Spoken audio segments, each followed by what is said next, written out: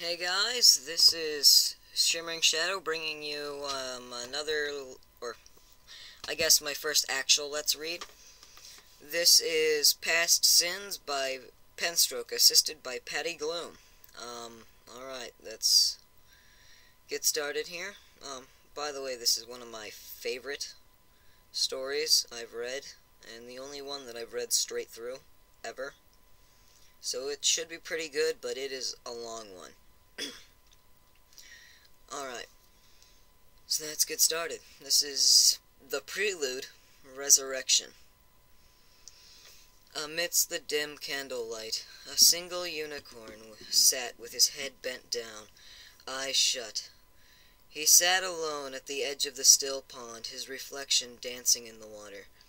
The pond was nestled within the everfree forest, where the darkened trees with their gnarled branches surrounded all sides like silent sentinels. While most of Equestria had shifted into spring, the Everfree was still gripped by clinging bits of winter. Snow covered the ground, and there was a lingering chill in the air. The unicorn's hot breath left puffs of steam to curl and rise for a few seconds before disappearing into the night. For a long while the unicorn had sat there, in utter silence at the edge of the pond, with only a few nearby candles for company. The light from the tiny flickering flames fell upon his coat and mane, which had been dyed from its natural color to a pitch black. Even his cutie mark had been covered by the dyes, his flank appearing utterly blank. Only the quiet sounds of the forest were audible. There was creaking of trees, the shifting of the pond water, and the occasional buzz and chirp of an insect. In all, it was a scene of tranquility, and it was just what the unicorn needed to prepare for the task of the evening. Yet, as he took another deep breath, hoofsteps began to echo across the trees. "Nexus, we're ready when you are." The black unicorn spell Nexus took in another breath, and opened his turquoise eyes as he turned to look at the pony who had approached him. "I will be along shortly." The pony who had interrupted gave a nod before disappearing back into the forest. Nexus waited for the hoofsteps to fade into silence before lighting his horn. His magic flowed freely, and he used the mystic energy to reach to his side and levitate a number of items into the air. He looked skywards, fixing his gaze on the moon. "Our queen, guide me this night, for it is beneath this full moon our efforts will come to fruition." Nexus spoke the words slowly, with a voice that carried the tone of a pony well practiced in preaching, whose words could inspire loyalty and devotion. It was his voice that had drawn great minds and strong bodies to the cause, though, at the moment, Nexus spoke only to himself. As he lowered his head and touched a hoof to his chest, "Let me merely be a vessel for your will and strength until this deed is done." The levitating items drew close to him and began to circle slowly. There was a cape of midnight blue and with white stars all across its surface that billowed as it moved through the air. Along with the cape were pieces of armor, all comprised of a grayish-purple metal. There were horseshoes, a neck brace, and lastly a chest plate, which had a turquoise crescent moon in the center. "Let me bear your mane," Nexus spoke as he drew the cape over his back. "Both powerful and beautiful, a depiction of the endless night sky. Let me stand in your uniform," he continued as the armor began to secure itself to his body. "An armor that pays tribute to your image." let me be your agent this night, for it is you I serve above all others." The final piece of armor levitated towards Nexus, a helmet made of the same metal as the chest piece. The unicorn guided the helm carefully, bringing it down upon his horn until it fit snugly onto his head. "May your power be with me, for tonight you shall breathe and taste the cool night air for yourself. You shall look upon the world with your own eyes, and no longer will you be forced to share a body with a weak foal as you have in the past. Tonight you shall be your own mare, never again to be threatened by the elements of harmony." Nexus rose to his hooves and looked at his reflection in the pond. He now appeared the ultimate doppelganger of his mistress, and like any eager acolyte, he was ready to bear witness to her power and knowledge. Through the efforts of him and his group, they would see their queen rise again. Yet, it was only he that was allowed to look so much like the queen, to lead the spell that was about to be cast. It was his place of honor, and no pony would steal that from him. "Tonight, Nightmare Moon, your followers shall grant you a life of your own, and the tyrants of the sun and moon shall fall." Mentally prepared, Nexus turned from the pond and began to walk into the forest. He followed a trail that connected to a nearby clearing, which came into view quickly. The clearing was occupied by several unicorns, Pegasi, and earth ponies, who were moving back and forth across the space as they constantly checked their work. The ground had been cleared of snow, though a few piles were left dotted about the space.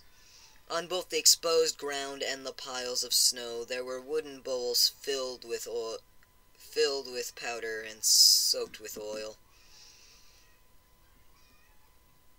Paint had been employed to draw arcane lines of power, and cloaked Pegasi worked in the air above to push clouds together to hide the clearing from prying eyes. All the ponies Nexus saw wore a black cloak of the order, except 3 who stood giving orders. A pair of Pegasi and an earth pony.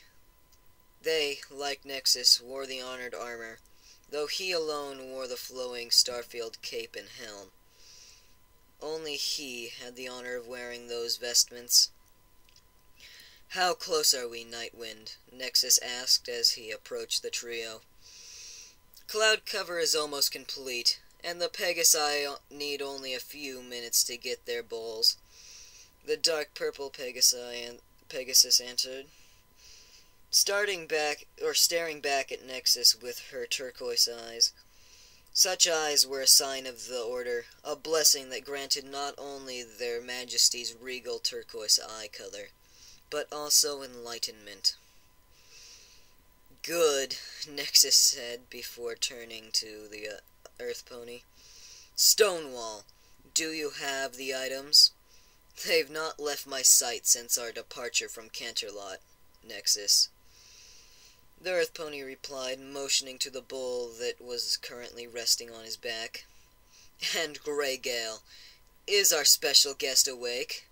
"Oh yeah, she just woke up," the gray Pegasus answered, "and boy is she scared."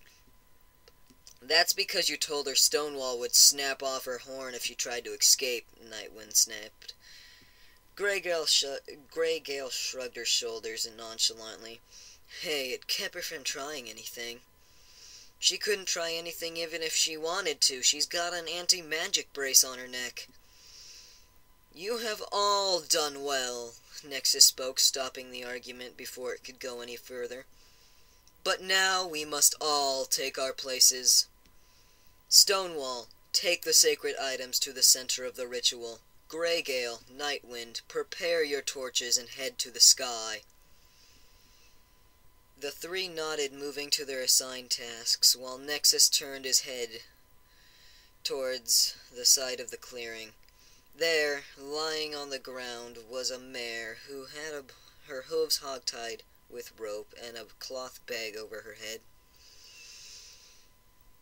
Treading carefully, Nexus moved between the wooden bowls and approached the hog-tied pony. Her violet coat was dirty from lying on the ground, and her dark purple mane was a rough mess. The sight of her like this made Nexus smile, and once he was close enough, he used his magic to remove the bag from her head and reveal her terrified eyes. "I'm so happy you could join us this evening, Miss Sparkle." Who are you? What are you going to do with me?" Twilight Sparkle asked in a panicked squeak, just barely managing to find her voice. She struggled at the ropes around her legs and tried to use her magic to escape. However, not only had she been physically bound, but the metal brace secured around her neck kept her from making use of her magic. Nexus laughed a little to himself and used his magic to pick Twilight up off the ground. Inquisitive, though I should have expected no less from Celestia's star pupil, he said with a smug superiority. He then turned and began to walk towards the center of the clearing, as Twilight floated behind him. Ahead of him, the Earth Pony Stonewall had set up a metal pedestal, upon which he had placed the wooden bowl from his back. "What we have planned for you, Twilight Sparkle, is very simple. As to who we are, well, consider us simply the loyal servants of Equestria's true queen, Her Regal Majesty Nightmare Moon." "Are you crazy?" Twilight asked as she twisted around in Nexus's magic, continuing to try to free herself. "Nightmare Moon is gone. How can you serve some pony who's gone?" "It's easier than you'd think, Miss Sparkle. I will not, however, spoil the surprise. For the moment, all you need to know is that your contribution is well appreciated." At that, Nexus replaced the bag on Twilight's head. He secured it tightly before placing a sound-dampening spell across the fabric, which muffled Twilight's continued protests. Leaving Twilight floating and thrashing in the air, Nexus walked over to the metal pedestal. He examined the contents of the wooden bowl set upon the tall, narrow metal table, and his eyes gleamed in anticipation. Inside the bowl were curled shreds of what looked like paper. They were black in color, with a big turquoise crescent moon adorning the largest of the pieces. Nexus then turned his attention to the dagger resting beside the bowl. Picking it up with his magic, the blade was fine, sharp, and clean. It had never been used, although Nexus intended to change that. He turned back towards Twilight, who was still twisting, flailing, shouting out muffled protests. He drew close, and after lowering Twilight a little to the ground, Nexus proceeded to give the mare a swift kick in the stomach. The kick quickly made Twilight stop flailing as she hung limply, trying to catch her breath that had been knocked out of her lungs. As Nexus moved in with the dagger, he drew the blade across part of Twilight's leg, leaving a very shallow wound. It was no worse than a paper cut, but Twilight still screamed, both from the pain and also from fear for her own life. Nexus, however, showed no interest in harming Twilight any further. Instead, focused on the wound he created. It began to weep blood, and Nexus set the dagger against it. He gathered several drops of blood on the blade and placed it into the bowl with Nightmare Moon's remains. Yes, steal the life from the blood of the bearer of the element of magic. Let it give you strength so that you may shed the rest of her blood with your very own hooves." Nexus whispered to the shreds as if in a prayer. He then levitated Twilight back to the edge of the clearing and dropped her unceremoniously at the base of a tree before he approached the metal pedestal. At the same time, the other cloaked ponies, as well as Stonewall, Nightwind, and Greygale, turned their attention to Nexus. They watched him as they fell silent. He began to speak to them as a preacher would speak to his congregation. "Brothers and sisters, for nearly 2 years we have toiled in the secrecy. We have worked behind the backs of the guards and the tyrant princesses, and we have put our own safety at risk. Personal fortunes and countless hours have been spent to bring us to this point, but now we are ready. The spell is prepared. Tonight we, the children of Nightmare, shall see our queen given life, blood and form of her own." The rest of the cult ponies cheered and stamped their hooves against the ground in applause. Spell Nexus smiled as he took in their joy for just a moment before he continued.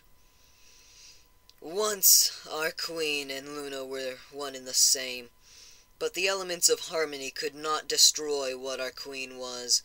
No, that power could only peel her away from the weak full Luna. It could only trap her essence in these precious shreds. It was a horrible fate, but it is because of the elements of harmony's inability to destroy our queen that we can stand here tonight. For it is tonight we give this essence of our queen its own. It is tonight our queen's shackles to the meek Princess Luna shall be broken forever. And it is tonight that our campaign to retake Equestria begins." Nexus reared back and raised his voice to a triumphant shout. "Now, lend your magic to the spell, my brothers and sisters, for tonight our victory is at hoof. For tonight, Nightmare Moon will be born anew." The cult cheered, sharing in Spell Nexus's tribulations, I can't read that word, sorry. Before quickly going about their work, the unicorns formed a circle around the clearing, and their horns glowed as the lines of paint they had drawn on the forest floor came to life with a blue incandescence. At the same time, Stonewall and a few earth ponies at the ritual walked around the circle with a torch in Stonewall, one of the few earth ponies at the ritual, walked around the circle with a torch in his mouth. He lit the bowls with oil-soaked powders, causing them to flare and with an eerie blue flame. A similar scene was occurring in the air above the ritual. There were P.S I cult members. The P.S I cult members held more bowls of powder, keeping them aloft, while Greygale and Nightwind flew amongst them. The two armored P.S I lit each of the two armored P.S I lit each bowl with practiced efficiency before joining Stonewall on the ground at the edge of the spell, where the trio would watch as it unfolded. Spell Nexus himself watched all this, and once all the bowls were lit, he waited until the air became sufficiently saturated with magic. He then used a spell of his own to take the fire from the bowls. He held the fire gingerly and carried it over to the ritual center slowly so that it would not die. Then, with a final pleased smile, he tossed the fire into the bowl containing the shreds of Nightmare Moon and the bloodied dagger. The shreds burst into flame almost instantly, and Spell Nexus quickly retreated to the edge of the circle to join his friends. There, they all began to twist and form the magic in the air, working it like potters with clay. They shaped the free magic, molded it, and began to force it down into the bowl that contained the shreds of Nightmare Moon. After a few anxious minutes, Nexus saw what he had hoped for. The blood-soaked dagger started to float above the fire, cradled by the energies of the spell. The blood was drawn from the blade and formed into a single crimson sphere. The dagger itself was launched clear of the spell, which, with such force that the polished blade dug deep into one of the trunks of the surrounding trees. Then, with the dagger gone, the blood remaining, black smoke began to billow from the central bowl. The shreds of Nightmare Moon were starting to burn, and the smoke that they released formed around the large drop of blood. The fire, smoke, and magic from the wooden bowls set around the spell were drawn in as well. Everything was swirling and orbiting the spell's focal point, being drawn in like water in a whirlpool. The drop of blood became encased in a black sphere, and that black sphere began to slowly grow. It drew in the fire and smoke and everything else, growing larger with each passing moment. "Yes, it's working, my brothers and sisters," Nexus called out. "She's beginning to take shape. Our queen will soon be Krakoom." Many of the cult ponies jumped a foot in the air when a single bolt of lightning raced down from the sky and struck the very center of the spell, shuddering the metal podium and wrapping the drop of blood and shreds of Nightmare Moon and wooden bowls in a crimson flame. At the same time, the cult's carefully constructed cloud cover was blown back, and a full battalion of royal guards flew down from the sky. "Freeze! You're all under arrest!" Several of the guards shouted as dozens of gold-armored PSI landed in the center of the clearing. However, a single pony froze. Not a single pony froze. The cultists instead charged the guards, turning the once carefully tended clearing into a battlefield. Yet, as the battle began, Spell Nexus stood flabbergasted. He watched as the center of the spell and the precious shreds of Nightmare Moon were destroyed. All their plans had been decimated by a single surge of magical lightning. Lightning that could have only come from one source. Turning his eyes skyward, Nexus glared at the next figure to float down from the hole in the sky. With a single flash of her horn, the figure brushed away the cloud cover like a froth from a cup of hot cocoa. "Celestia!" Nexus forced out through gritted teeth as he locked his turquoise eyes on the Sun Princess. She floated down amidst the fighting, casting back any pony that dared attack her with barely an effort. And it enraged Nexus. Every fiber of his being wanted him to attack, to smite down Celestia for daring to interrupt the ritual. But he knew better. "Don't think you've won today, Celestia. You have merely delayed me at best," Nexus hissed. He then barked at any nearby cultist, calling them to him as his horn began to glow. Together with Grey Gale, Nightwind, and Stonewall, and a few dozen other occultists, Nexus cast his spell, and the whole group seemed to disappear into thin air. "Have you apprehended all involved?" Celestia asked after rescuing Twilight. She had taken her student home and sent her straight to bed. Twilight resisted a bit, but after what she'd been through, it didn't take much to get her to fall asleep. Celestia then turned Ponyville's Golden Oak Library into a base of operation. keeping guard of her student personally while having her guards bring their reports to her. We've captured a great deal, but we believe that some were able to escape using magic to disguise themselves, the guard reported. Head bowed respectfully to the princess. We believe it was some sort of invisibility spell, and we followed their tracks into the forest. Unfortunately, the tracks eventually ended. We are currently working under the belief that the missing cultist realized their mistake and corrected the spell so that it hid their tracks as well. We are continuing to search the forest with the aid of a zebra, the one that reported your student's pony napping. Ah yes, Zecora. Make sure that she is properly thanked for all that she has done this evening. Also, please extend her an invitation to the palace so that she may join Luna and I for dinner on an evening of her choosing. Of course, Princess, the guard answered as he raised his head. Though, if I may ask, what do you believe these ponies were trying to do?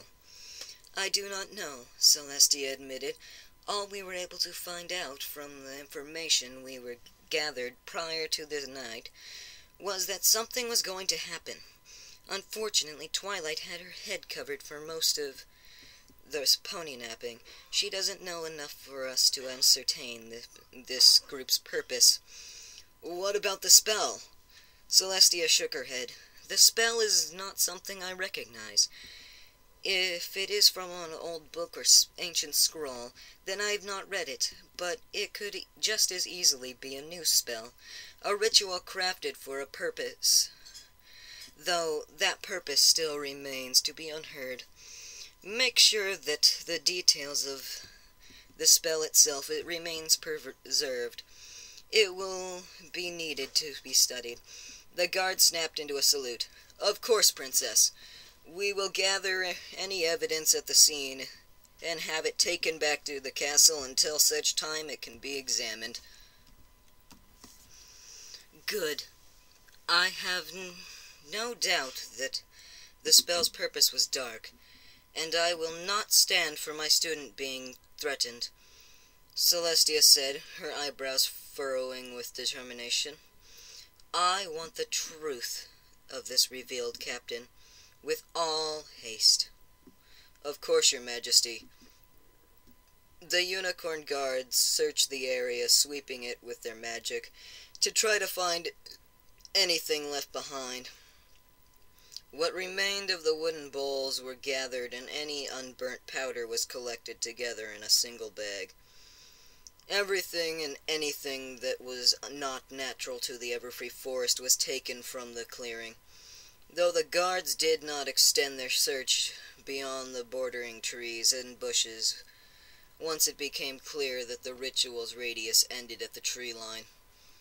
All that was gathered was loaded into a waiting chariot, and once the unicorns were finished, the P.S I hitched to the chariot and took flight. They rose quickly into the sky before banking towards Canterlot. At the same time, the unicorns below began forming into a line while awaiting the lieutenant's orders. All right, stallions, let's go join the group searching the forest for any cult members that might have escaped. Give higher priority to any that might appear to be unicorns. One of them used some kind of crazy magic to get away, and we don't want that happening a second time. Sir, shouldn't some of us remain here to guard the crime scene? One of the soldiers spoke up, a newer recruit to the Royal Guard. No, these cultists are too careful for that, the lieutenant answered. His recruit. If the zebra Zecora hadn't witnessed Twilight Sparkle's pony napping, we wouldn't have even known any of this was happening. That means these ponies planned all of this without Princess Celestia or anyone in the Royal Guard finding out. And that means they're not going to backtrack when they've got a battalion of guards hot on their trails. Besides that, the lieutenant continued, this isn't Central Park in Canterlot. The Everfree Forest is dangerous. There are monsters in here that could eat a pony twice my size in a single gulp, armor and all. This isn't a place where you want to spend any more time than necessary. But if you want to stay here and guard the crime scene, be my guest. Just watch out for the hydras. The veteran guard concluded.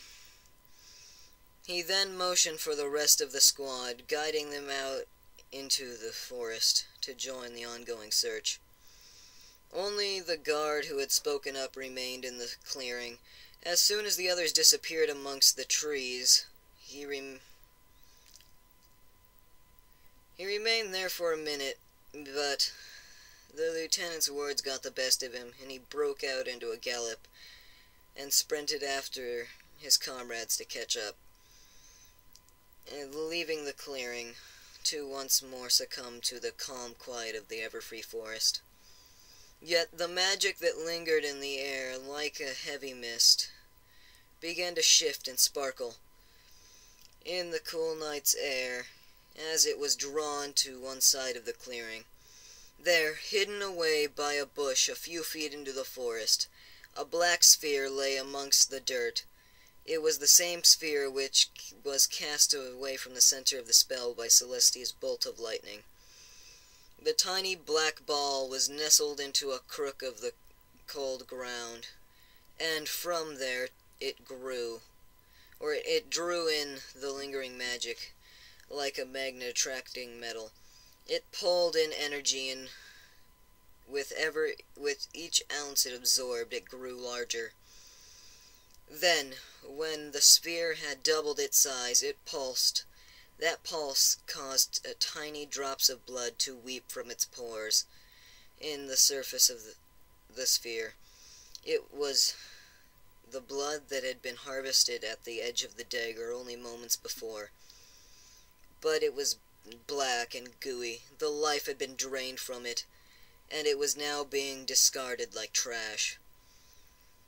With each pulse, the sphere excreted more and more of the dead blood, forming a smear on the ground. Then, when none of the used blood remained, the sphere's pulsing shifted.